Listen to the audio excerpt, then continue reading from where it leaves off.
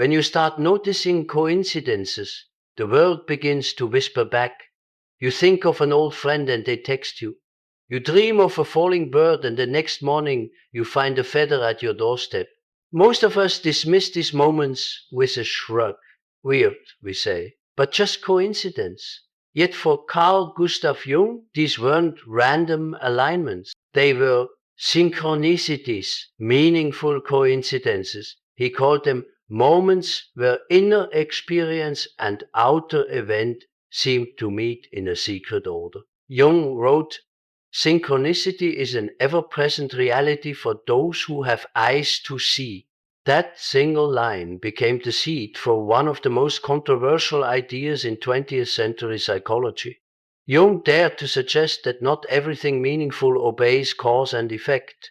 Sometimes the psyche and the world align not because one causes the other, but because both express the same underlying pattern of meaning. To the modern scientific mind, that sounded like heresy. But Jung was not aiming to replace science. He was trying to widen its horizon.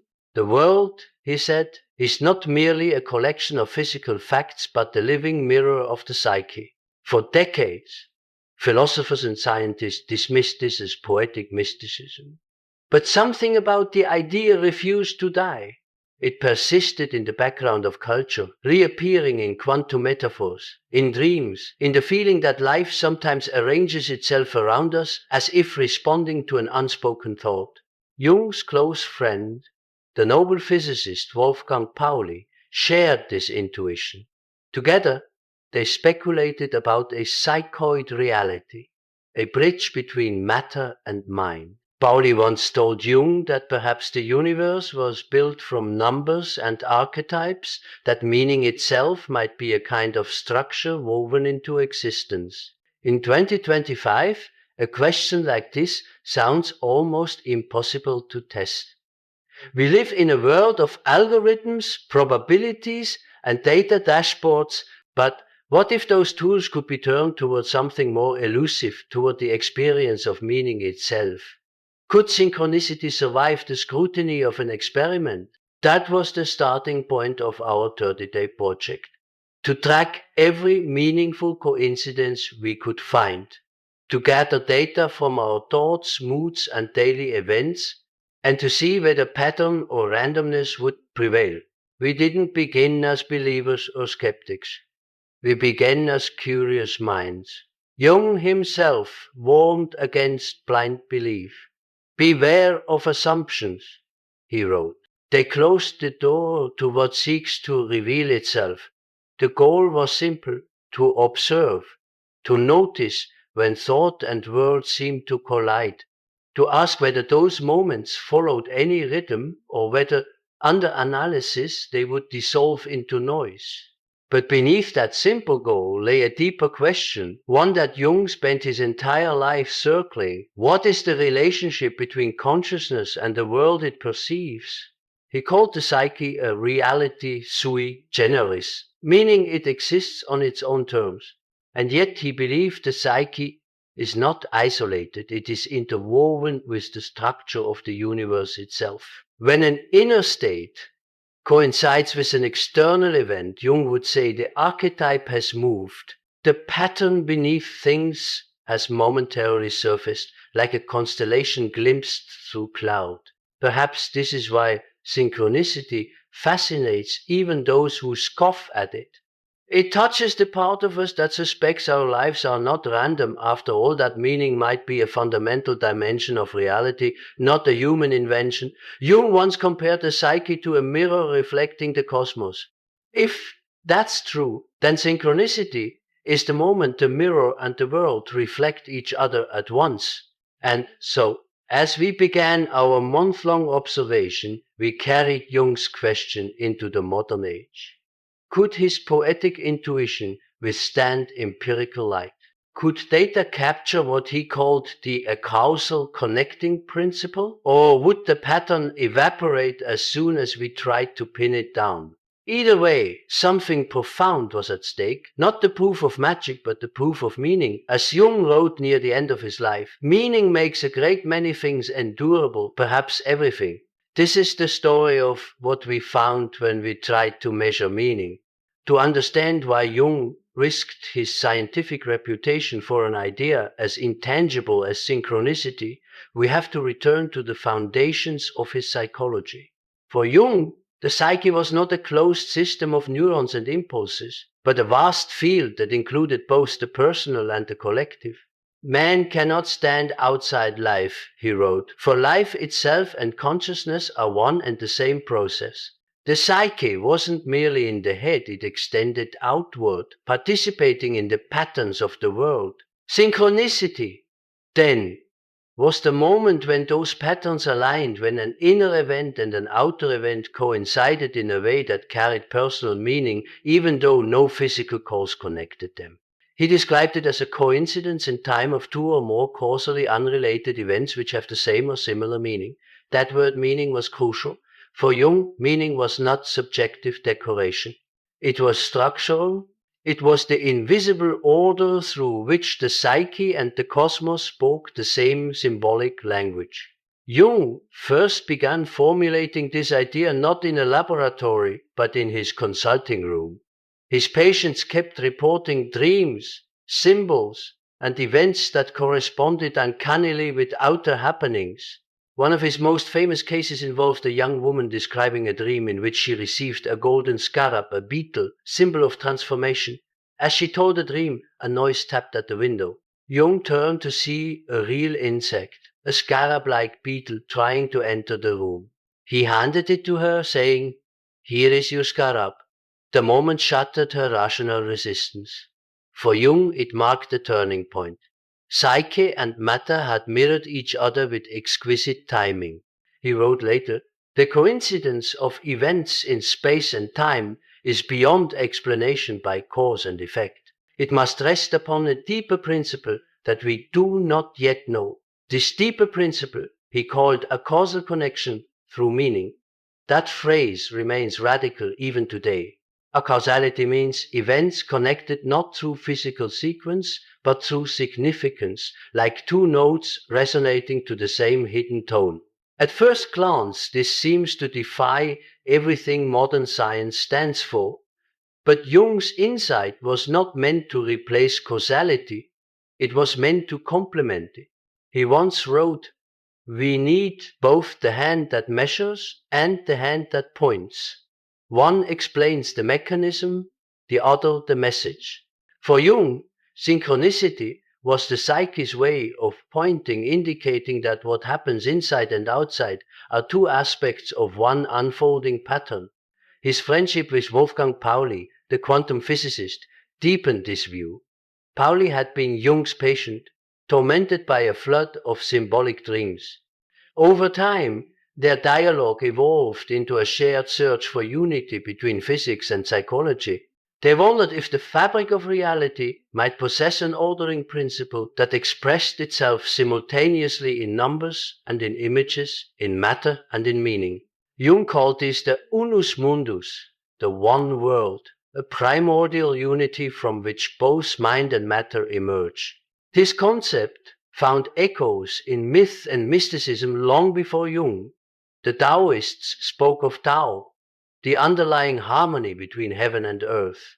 The alchemists called it the anima mundi, the world soul that binds all forms together. Jung saw synchronicity as the psychological face of that same mystery. It was how the modern, disenchanted mind might rediscover what the ancients already sensed, that the universe is not merely a machine, but a conversation. Still, Jung knew the dangers of belief without reflection. He warned that the modern mind, starved of mystery, would either cling to superstition or drown in reductionism. Synchronicity, he said, was not an invitation to magical thinking, but to symbolic thinking. One must hold the tension between knowing and not knowing. The point was not to prove that the universe sends signs, but to recognize that psyche and world reflect each other in meaningful correspondences. In that light, synchronicity becomes less about supernatural proof and more about psychological participation. When we notice coincidences, we are not discovering a hidden hand guiding us. We are awakening to the fact that we ourselves are woven into the tapestry of the world. Jung called this the participation mystique, a term borrowed from anthropology to describe the sense of connectedness ancient people felt toward nature. In Synchronicity, the modern psyche experiences a fleeting return of that state. The ego dissolves and meaning floods in. This was why Jung insisted that synchronicity often appeared during times of psychic transition crises, dreams, revelations. The more turbulent the inner life, the more likely the outer world would seem to echo it. When the spirit is in motion, he wrote, the world begins to dance. Meaning appears where boundaries loosen. In that moment, the psyche projects its pattern onto reality, and reality responds with a mirror. Such experiences can be transformative or destabilizing. They challenge our sense of separateness, forcing us to ask, who or what is organizing these patterns? Is it the unconscious, the cosmos, or the mind's own hunger for meaning, knitting order from chance? Jung never gave a final answer. Instead, he offered a stance, a way of standing before mystery without collapsing it into certainty. He compared synchronicity to a compass needle that twitches toward the self, the deeper center of the psyche that connects individual consciousness to the totality of life. The self, Jung said, is both within and without us. It embraces ego and world alike. Synchronicity, in that sense, is the moment the self speaks through coincidence, guiding us toward wholeness. And yet, Jung would be the first to admit, these moments are fragile. The instant you try to grasp them too tightly, they dissolve back into chance. They resist measurement, as if meaning itself withdraws from dissection. But perhaps that is their lesson, that the world cannot be fully reduced to equations, and that what we call coincidence may sometimes be the psyche's way of revealing its correspondence with the cosmos. Our task, then, was to approach this idea not as believers or skeptics, but as experimenters of meaning, to see whether synchronicity could still be observed, recorded, perhaps even quantified, without losing its essence. And so, with Jung's scarab hovering somewhere in the background of our minds, we designed our modern experiment. To test Jung's hypothesis in the 21st century, we needed to build something that could hold both numbers and nuance, an experiment that respected meaning as much as it did measurement. Jung warned that the psyche is not a machine, it is a living being that cannot be dissected without being transformed. We took that as both caution and challenge. Could we create a study that observed the psyche without killing the butterfly in the net? Our first task was to define what precisely we were looking for. Jung described synchronicity as the coincidence of inner and outer events connected by meaning rather than cause. So we needed to operationalize meaning to give the ineffable some kind of shape. We began by asking participants to record 3 kinds of data every day: inner events, dreams, intense thoughts, sudden emotions, or intuitive hunches; outer events, coincidences, encounters, numbers, songs, or unexpected appearances that felt connected to those inner states. Subjective rating of significance, how strongly the event felt charged with meaning on a scale from 1 to 10. Each entry had to be time-stamped, brief, and honest. No embellishments, no interpretation beyond what was felt in the moment. As Jung said, it is not the explanation that matters, but the experience itself. We designed a mobile log, a sort of digital synchronicity diary where users could record their data in real time. Alongside this, participants completed a nightly reflection describing any emotional themes, symbolic dreams, or repeating motifs. Every week, they filled out a psychological inventory that tracked stress, mood, and openness to experience. We wanted to see if emotional turbulence, moments of psychic flux, coincided with spikes in reported coincidences. Jung would have expected this. The unconscious, he wrote, projects itself outward most vividly when consciousness is uncertain. To create a baseline, we included a control group who logged random events of no personal meaning, things like overheard conversations, objects seen on a commute, or words that appeared on signs. The control group was told to notice anything, but not to attribute meaning. The idea was to measure whether meaningful coincidences occurred more frequently than random alignments once subjective interpretation was accounted for. Our hypothesis was simple but daring. Synchronicities would cluster during times of psychological intensity, transitions, conflicts, dreams of transformation. If Jung was right, the psyche would show a pattern of outward mirroring precisely when inner life was most charged. If he was wrong, the data would show randomness, and the meaningful connections would dissolve under the weight of probability. Before the study began, we held an orientation session. Participants were told, do not go looking for coincidences. Let them come to you. This was important. The more one searches, the more the mind begins to create what it expects to find. Jung warned against this when he said to grasp the numinous one must allow it to happen. Meaning for him was not manufactured but revealed. And yet, we couldn't ignore the role of attention itself. Neuroscience tells us that observation alters what is observed. Jung would have called this the participation of consciousness, the psyche's tendency to magnetize reality toward its focus. So we decided not to eliminate subjectivity, but to study it. We would measure how awareness itself influenced the frequency and intensity of synchronicity experiences. To track this, we introduced the fourth metric, reflective attention. Each participant rated daily how consciously they had been observing their environment, whether they felt open and alert or distracted and withdrawn. We expected that greater openness might correlate with more reported coincidences. Whether that reflected real phenomena or perceptual bias was part of the puzzle. Parallel to this psychological data, we collected external variables, time of day, location, even weather patterns. If the psyche and world were truly connected, perhaps these subtle factors would show some correlation. Jung and Pauli once speculated that synchronicity might occur more often in boundary states, twilight hours, storms, or times when natural forces shift.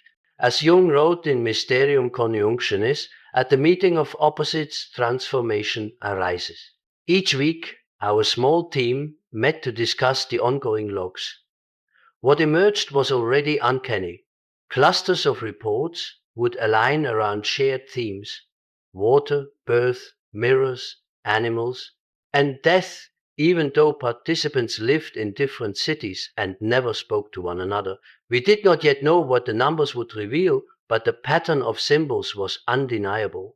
It was as if the collective unconscious, that shared field of human imagery Jung described, was whispering through the data.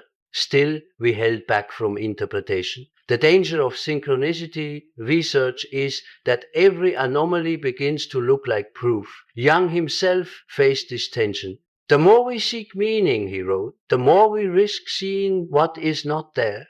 He urged his students to keep both eyes open, one for mystery, one for method.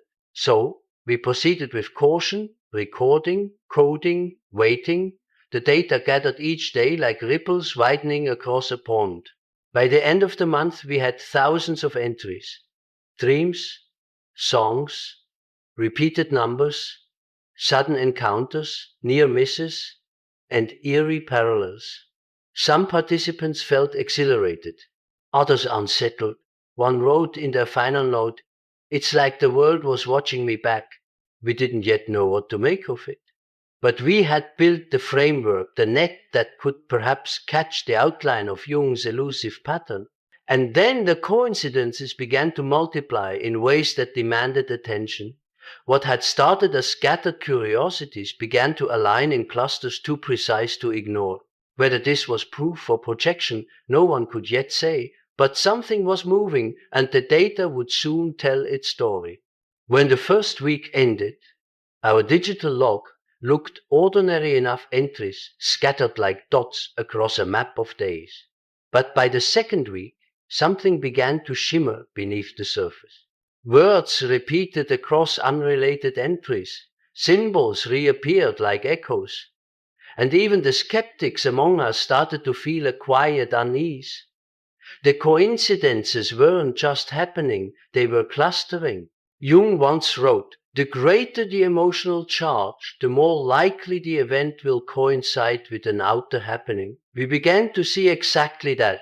Participants reported that the more turbulent their moods, the more the outer world seemed to respond.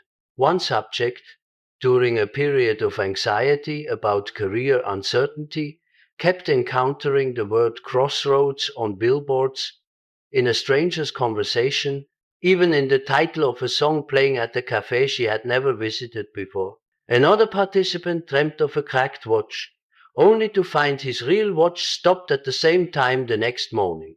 At first, we dismissed these as artifacts of attention, the classic Baader-Meinhof phenomenon, where awareness sharpens around what it expects to find. But the repetition of themes across participants complicated that explanation. A series of entries from different cities all involved water and mirrors during the same 3-day period. One participant wrote, "I dreamt I was drowning in a glass lake." Another 2,000 miles away described, "seeing my reflection distort in a bus window as rain began." A third log found an old photo of myself holding a mirror. The same day, my faucet burst. None of them knew the other's experiences. Jung would have smiled at this. The psyche, he said, is not contained in space. It touches all living things. To him, the collective unconscious was not metaphor, but structure, a shared reservoir of archetypal imagery. When similar symbols arise independently, it is not imitation but resonance, the unconscious finding a common form through which to express itself. Still, we had to remain cautious. Coincidence alone proves nothing. So we coded each diary entry: inner experience, outer event, emotional balance, and symbolic theme. Then we began cross-referencing. What emerged was not random noise, but rhythmic fluctuation. Periods of heightened emotion documented by self-reports and mood scales aligned with spikes in synchronicity logs. The peaks were brief but distinct, like pulses. One of our analysts, a statistician by training, said reluctantly, "It's almost as if coincidence density follows emotional weather." He didn't mean it mystically. He meant it as data. Yet even that phrasing sounded uncannily Jungian. Jung had once described synchronicity as psychoid, neither purely mental nor purely physical, but existing on the boundary where both meet. He believed that intense affect creates a kind of psychic field, and that field may attract corresponding external patterns. Not magic, but metaphor made manifest. To visualize this, we plotted every entry on a 30-day timeline. The result looked like an EKG lines rising and falling in correlation with mood intensity. Days of calm produced scattered points, days of upheaval produced bursts. During one collective period of high stress around day 19, the number of reported coincidences nearly doubled. As we read through the journals, something else emerged. The tone of language changed with the intensity of experience. Early entries were tentative, descriptive, heard my name on the radio, saw repeating numbers. Later they became charged, almost confessional. I felt like the city was speaking to me. Everything seemed scripted. I can't tell if I'm imagining this or being seen. We began to see what Jung meant when he said synchronicity is not only an event, but a state of mind. The phenomenon seemed to feed on attention and emotion. The more participants felt part of a pattern, the more patterns appeared.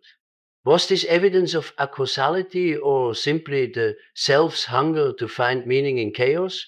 Perhaps, as Jung suspected, both forces were intertwined. The psyche as an active participant in constructing reality. One evening, reviewing data entries, we noticed something that felt like the experiment turning back on itself.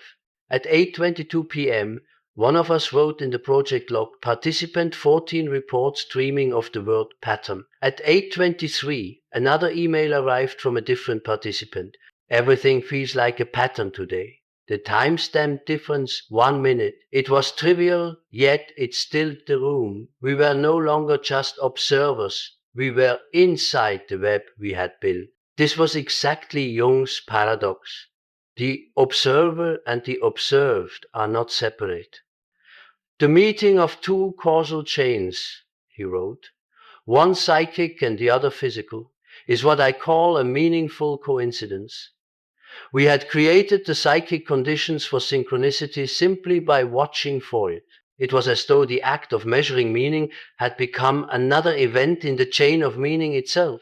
At the halfway mark of the experiment, we noticed three distinct categories emerging. Predictive synchronicities, inner events preceding outer confirmations, dreaming of an animal that appears the next day. Reflective synchronicities, outer events mirroring an ongoing inner theme, hearing words that echo private concerns. Symbolic clusters, multiple participants encountering similar motifs without contact mirrors. Time, transformation. Each of these had its own psychological texture. Predictive coincidences evoked awe, reflective ones evoked recognition, symbolic clusters evoked belonging. It was as if the psyche used different dialects of the same mysterious language. One participant, a self-described skeptic, wrote on the final day, I started this experiment believing in pure randomness. Now I'm not sure. It's not that I think the universe is sending messages, it's that my mind and the world seem to be on speaking terms. Another wrote, synchronicity feels like déjà vu that knows your name. The data was rich but ambiguous. Every number seemed to point toward meaning, and every meaning could dissolve into statistics. Jung anticipated this dilemma long ago. Synchronicity is no miracle. It is simply the sudden insight into the unity of all things. Perhaps the goal was never to prove, but to perceive, to see that the world might be more like a mirror than a mechanism. By the end of the 30 days, our diaries contained not only coincidences but transformations. Participants reported feeling more present, more alert to connection, more attuned to pattern. The experiment had changed not just their perception of reality, but their relationship to it. And as the logs closed, on the final day, we were left with an uneasy beauty, a dataset that refused to settle into either chance or certainty. The numbers shimmered like constellations recognizable from one angle, random from another. Jung might have said, the stars are there whether we see them or not, but meaning is the light that connects them. It was time to see what those stars would reveal under analysis. When the final entries were tallied and coded, the room fell into the hush of numbers, the quiet certainty of data trying to speak meaning. For a moment, the poetry of the diaries gave way to the cold symmetry of spreadsheets. Yet even in that symmetry, something alive seemed to pulse beneath. The first analysis was simple frequency. Across 30 days, participants recorded more than 3,000 individual coincidences. Of those, nearly half clustered into emotionally charged periods, moments of transition, doubt, or elation. The control group, logging neutral events, showed no comparable rise. Statistically, meaningful coincidences appeared nearly 2.4 times more often when emotional intensity spiked. This was not proof of Jung's causal connecting principle. But it was no accident either. It suggested that synchronicity blooms where emotion stirs the unconscious.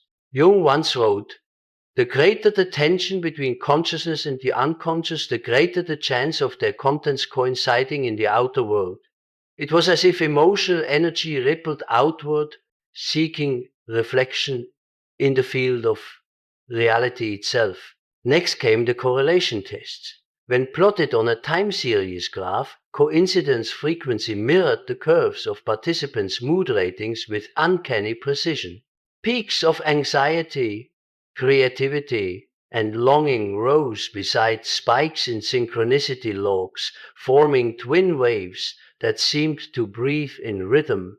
One analyst muttered, "It's like the Psyche's weather pattern has a barometric twin." Of course, science demands humility before pattern. Statistical alignment can be an illusion, a byproduct of human pattern hunger.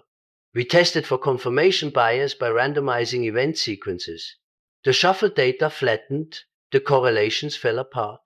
Whatever coherence had existed depended on lived chronology, on the actual unfolding of inner and outer events in real time.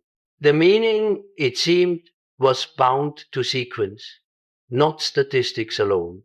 This insight echoed Jung's collaboration with Wolfgang Pauli. Pauli had insisted that quantum events and psychic events might share a structure of indeterminacy, an order that reveals itself only through observation. Jung called this the psychoid level of reality, where mind and matter are not two things, but two languages describing one process. What we observe as physical events, Jung wrote, are but the outward face of inner laws. So we ask, was the psyche somehow participating in the pattern? To explore this, we measured reflective attention, the degree of mindful observation participants maintained each day. The results were startling. The more consciously someone looked for meaning, the more coincidences they reported. At first glance, this confirmed cognitive bias. Expectation breeds recognition. But there was a deeper paradox here. In Jung's model, attention itself is not passive, it is creative. Consciousness does not merely record the world, it co-creates the field of experience. As he put it, every act of consciousness alters the state of the whole. Our statisticians, uneager mystics, try to model this dynamic through Bayesian inference. The probability of experiencing coincidence increased in proportion to the belief that coincidences were meaningful. It became a recursive loop, belief generating observation, observation reinforcing belief. Yet this feedback loop was not infinite chaos. It stabilized around certain motifs: mirror, death, rebirth, transformation. Archetypes, in Jung's sense, seemed to act like strange attractors in the psyche's mathematical field. We began calling this the meaning vector, a directional pull that organizes random data around symbolic centers. The psyche, it appeared, did not distort randomness so much as orient it, shaping the raw noise of life into a recognizable melody. Jung once wrote, "The psyche arranges the fragments of chance into the image of wholeness." That line, once dismissed as poetic excess, now looked like an early intuition of complex systems theory. When we ran linguistic analysis on the diaries, a pattern emerged there too. Words like door, mirror, river, circle, and light recurred disproportionately. Even in different languages, their archetypal resonance persisted. The control logs showed no such clustering. The symbols that surfaced most often corresponded to classical archetypes of transition thresholds, reflections, and cycles. Jung would have called them the language of transformation, the psyche's alphabet when approaching the unknown. To verify that these weren't artifacts of suggestion, we cross-checked against pre-study personality profiles. The symbols did not correlate with age, gender, or cultural background. They seemed to belong to what Jung called the collective unconscious, universal images inherited with the structure of the brain itself. At this point, interpretation began to split the room. The skeptics argued we were observing pure psychology, attention bias, narrative coherence, confirmation loops. The others countered that such explanations ignored the emotional charge that accompanied the events. Coincidences weren't cold data points. They carried numinosity. Jung defined the numinous as the influence of an archetype that has seized the personality. It was the quality of awe, the felt sense that something beyond the ego's reach had entered the moment. So perhaps the real data wasn't in the coincidences themselves, but in their affect. The spikes in synchronicity matched not just emotion but transformation. Participants reported insight, closure, or creative renewal. The psyche seemed to use coincidence the way a dream uses symbols to reveal what words cannot. We ended the analysis where we began, between proof and poetry. The graphs showed patterns too deliberate to ignore, yet too ambiguous to claim as evidence. Meaning remained a wild variable, unmeasurable, indispensable. As Jung once said in a letter to Pauli, the statistical method defends us from the peculiarities of the individual, yet it is precisely there that the mystery hides. The numbers had spoken, but in the language of metaphor. What they revealed was not causality, but correspondence, the rhythmic breathing of psyche and world in unison. And so the data pointed us back to the oldest question of all, not does it happen, but what does it mean? Once the graphs were done, the spreadsheets printed, and the statistics neatly filed, something still lingered, a residue that numbers couldn't absorb. For all our measurements, the living question remained: why do these coincidences feel charged with such significance? What is it that vibrates in us when the world seems to echo our thoughts? Jung would have answered without hesitation, it is meaning that binds the two together. The psyche, he wrote, reaches into the world, and the world reaches into the psyche through the bridge of meaning. In his view, synchronicity was not about predicting events, but about revealing an underlying order of significance, a pattern that connects the inner and outer in a symbolic dance. To explore this, we turned back to the diaries, not for quantity, but for quality. We began reading them like one might read dreams, searching not for literal truth, but for archetypal structure. Very quickly, certain motifs began to crystallize. Water appeared in almost every journal: rivers, rain, cups spilling, oceans. In dreams, mirrors followed close behind reflections. Screens, eyes, photographs, and surrounding them, the cycle of death and renewal, endings, rebirths, forgotten places rediscovered. In Jungian terms, these are not coincidences of imagery, but constellations of archetypes. The water points to emotion and the unconscious, the mirror to self-reflection and the emergence of awareness, death and rebirth to transformation, the ego's dissolution into something larger. Jung saw such patterns as the psyche's natural grammar. When the unconscious wants to be heard, he said, it speaks in symbols. We began to see the experiment less as data collection and more as a modern myth enacted in real time. The participants had unwittingly become figures in a collective dream. Their coincidences, when mapped together, formed a narrative of transformation that mirrored Jung's central psychological process, individuation. That is the gradual realization of the self, the inner totality that transcends the ego. Synchronicity, in this light, was not random. It was dialogical. It was the self speaking through events, using the language of pattern to say, look here, this is what you need to see. For one participant, the symbols took on deeply personal significance. She wrote, every time I thought about letting go of control, something broke my phone, a glass, a promise. Then, as soon as I accepted it, everything stopped shattering. She began to interpret these incidents not as bad luck, but as a mirror of her inner struggle. Jung would have said she was experiencing psychic compensation, the unconscious balancing what consciousness refuses to acknowledge. What we do not make conscious, he warned, appears in our lives as fate. Another participant described the opposite. Moments of luminous clarity when everything seemed aligned. I would think of a song and it played. I would imagine a person and they appeared. It felt like the world was a single breathing thing and I was part of its rhythm. Jung called this the numinous experience, the meeting with something greater than the ego, at once intimate and vast.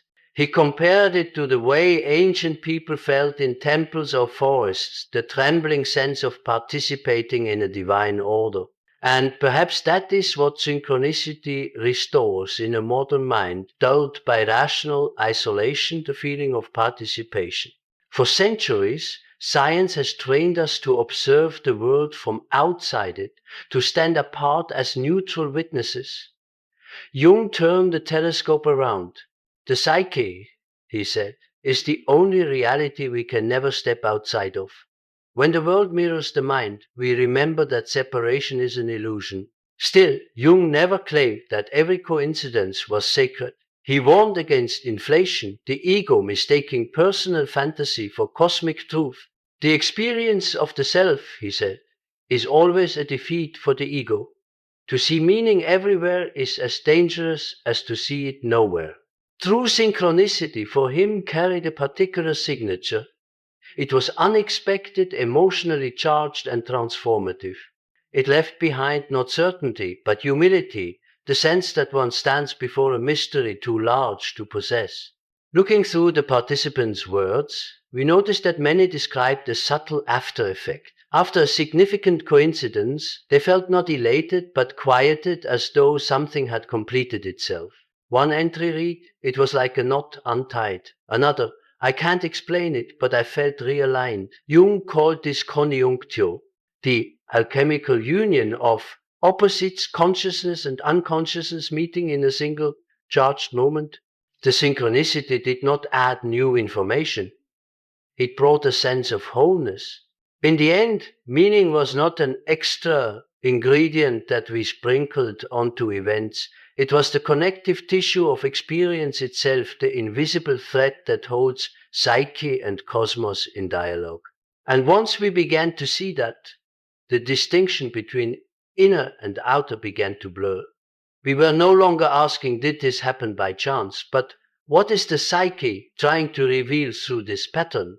Perhaps this is why synchronicity resists laboratory definition. It is not a thing to be observed, but a relationship to be entered. It demands participation, not proof. Meaning, Jung wrote, is the soul's answer to chaos. By now, the question was no longer whether coincidences could be measured, but whether they could be interpreted without distortion. Because once meaning enters the equation, belief and skepticism both become unstable. To move forward, we needed to face the criticism head on. Maybe all of this was illusion.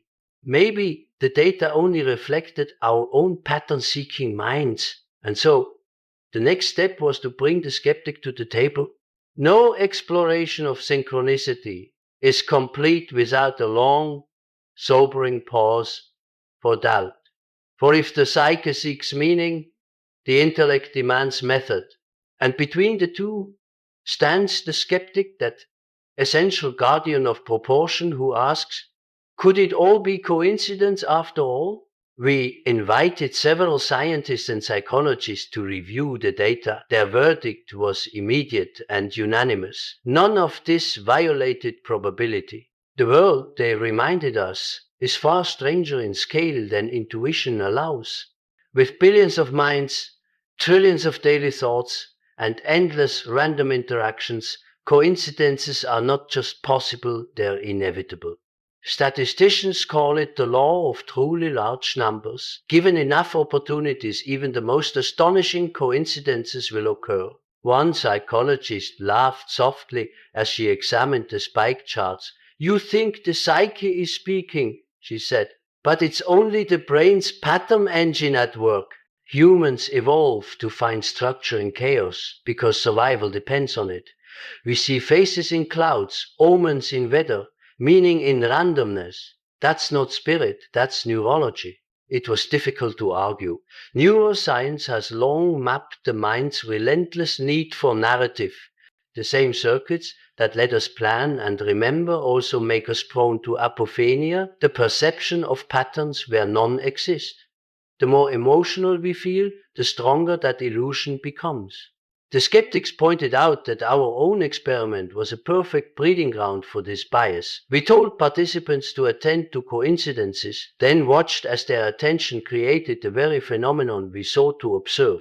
In a sense, we had proved not Jung's theory, but our own susceptibility. It's classic observer bias, another expert told us.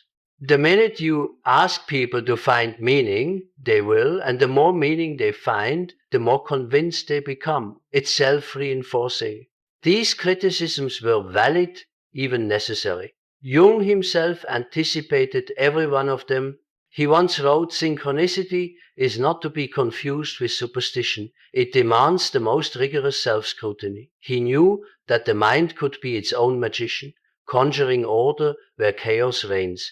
Yet he also insisted that dismissing all such experiences as illusion impoverishes the psyche. The denial of meaning, he said, is itself a superstition, the superstition of nothingness. The tension between these two positions, the rational and the symbolic, may be the very heart of the synchronicity debate. The scientist demands causality, the psyche demands coherence. The former seeks explanation, the latter seeks participation. Neither is wrong, but both are incomplete. One of the skeptics, a physicist, offered an unexpected bridge. Maybe what you're seeing, he said, isn't magic at all. Maybe it's the mathematics of correlation consciousness as a pattern recognition system resonating with environmental data.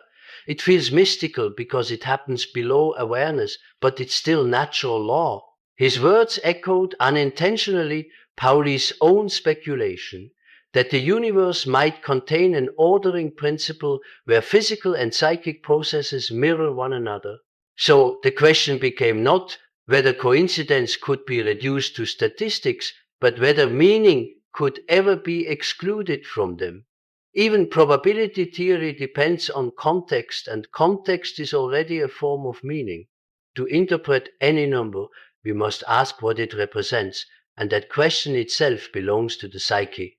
Jung would have smiled at the paradox. The psyche is the only organ by which we can perceive reality, even the reality of our errors. The skeptics reminded us of another danger, inflation. When the ego mistakes patterns for cosmic design, meaning swells into mania. Jung saw this in his patients.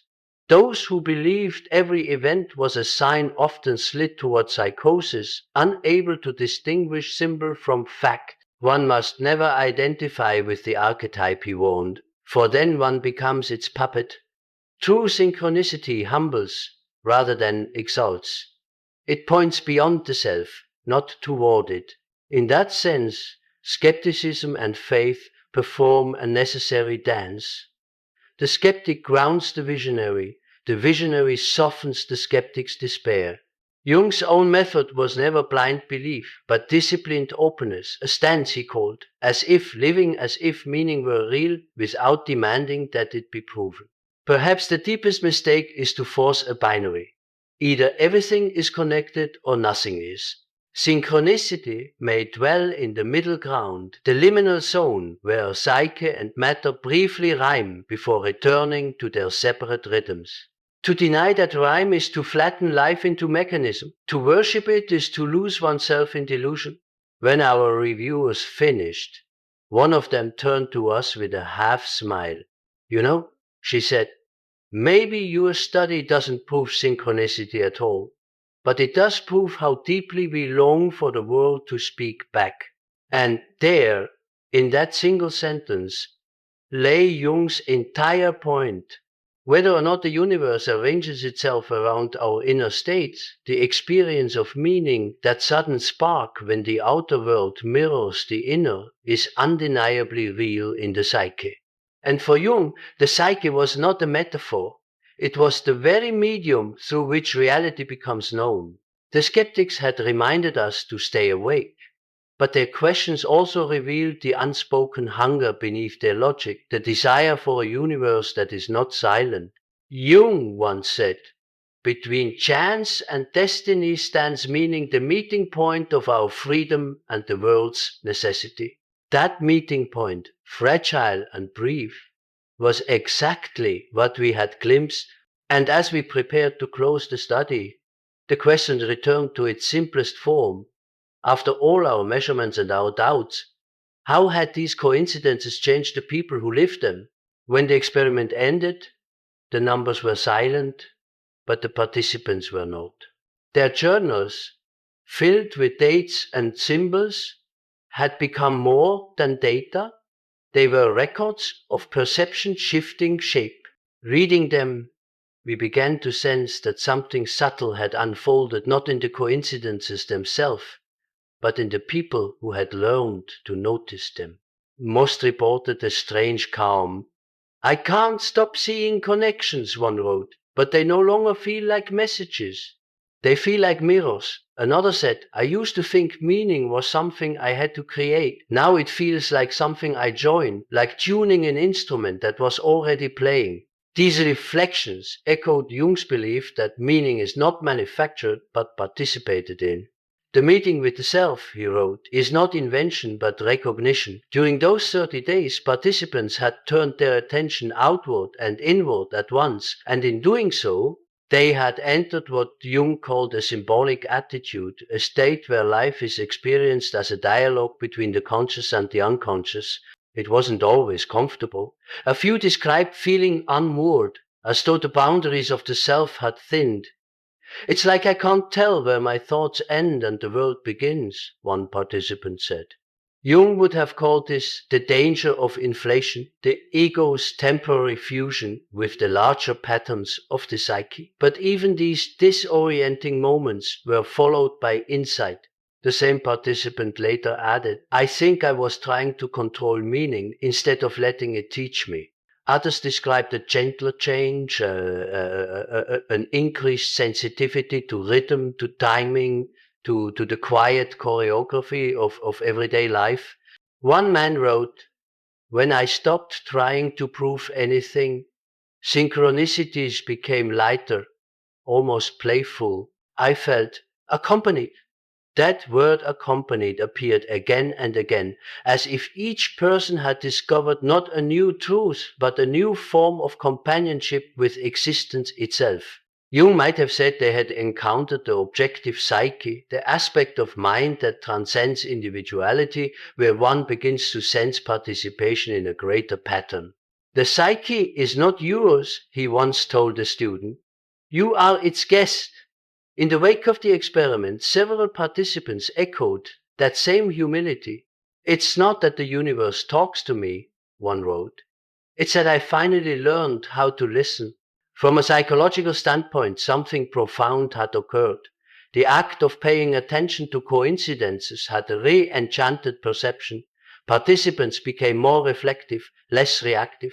They began to read life symbolically, to ask, "What might this represent?" rather than "Why did this happen?" Jung believed that such a shift marks the beginning of individuation, the process through which consciousness learns to see itself as part of a larger order.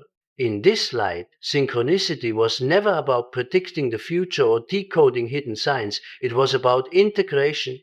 Every meaningful coincidence became a small act of reconciliation between the inner and the outer worlds, between thought and thing, symbol and fact. Jung wrote, "Only when we experience ourselves as part of the living whole do we find peace with chance." Even the skeptics among our participants noticed a subtle afterglow. "I still think it's all psychological," one admitted, "but I can't deny that my awareness feels different. It's like reality has more depths of field." Another said, I no longer need proof. It's enough to feel that something in me and something out there are moving in time. We found ourselves thinking about Jung's idea of meaningful coincidence, not as a theory, but as a practice, an art of noticing that bridges science and spirituality. The very act of attention had become transformative. The data might have pointed in many directions, but the lived experience pointed toward one: wholeness. By the study's end, most participants described a sense of gratitude, not because they had proved synchronicity, but because they had touched the edge of something larger than themselves. The experience was not about control, but connection. As one wrote in the final line of her journal, maybe the world doesn't need to answer me. Maybe it already is. And that was the quiet revelation of the experiment. When we track coincidences long enough, we begin to see that what we call chance is often the psyche's reflection shimmering in the fabric of the ordinary. Whether that reflection arises from mind or matter no longer seems the point. The meaning lives in the meeting itself, in that delicate moment when inner and outer bow toward each other and recognize their kinship. As Jung wrote near the end of his life, the least of things with a meaning is worth more to me than the greatest of things without it. And so, the question that began as science ended as philosophy. If the universe is indeed alive with pattern, perhaps synchronicity is simply the way it speaks when we finally learn to listen. By the end of the study, something unexpected had become clear. The real subject of our experiment was not coincidence at all, but relationship, the living bridge between the human mind and the world it inhabits.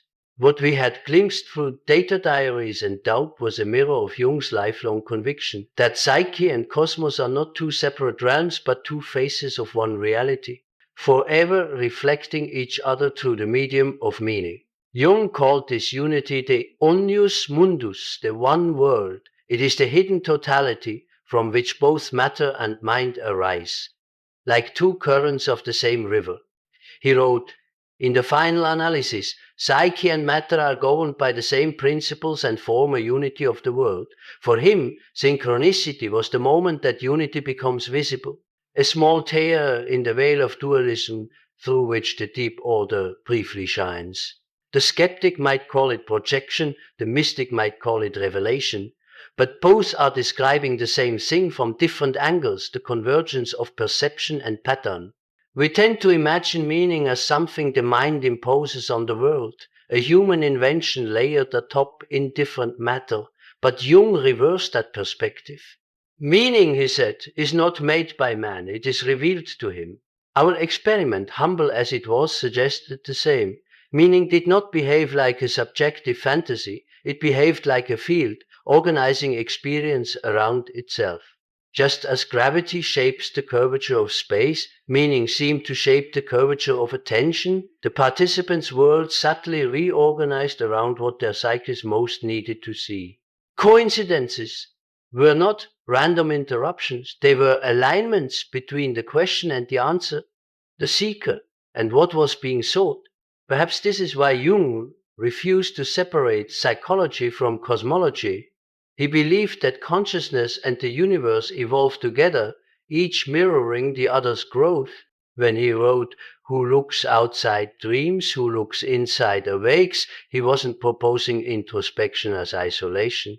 He meant that by looking inward with awareness, we awaken to the same patterns that structure the outer world.